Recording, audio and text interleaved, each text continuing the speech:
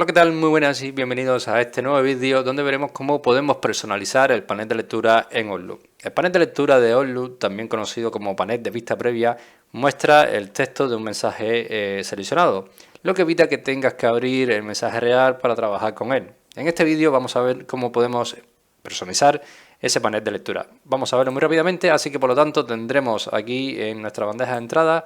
Vámonos, por ejemplo, a la bandeja de entrada, vámonos a esto de aquí y verás como yo tengo un panel de lectura lateral, en el cual yo cuando hago un clic en cualquier correo se abre una vista previa.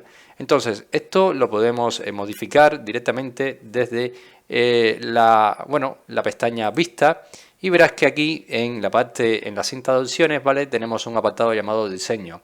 Si te fijas, aquí tenemos un botón llamado Panel de lectura, en el cual podemos personalizar cómo se pueden mostrar estas vistas previas. Yo lo tengo a la derecha, pero si tú quieres puedes tenerlo en el inferior, es decir, nosotros abrimos nuestro correo electrónico y se muestra de manera predeterminada la vista previa debajo de los mensajes.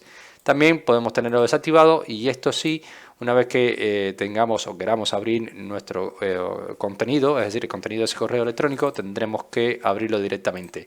A mí particularmente me gusta a la derecha, es una opción bastante amplia, ¿vale? Normalmente suelen mandar correos así de este tipo, ¿no? Chatarra, pero son bastante largos y tengo aquí un panel de vista previa bastante amplio, ¿vale? Entonces, nada, lo dicho, esta es la manera que tenemos de personalizar el panel de lectura en Outlook. Espero que este vídeo te haya gustado, te haya ayudado y si es así, como siempre te digo, te invito a que me dejes tu like, suscríbete a nuestro canal y por supuesto nos vemos en un siguiente vídeo.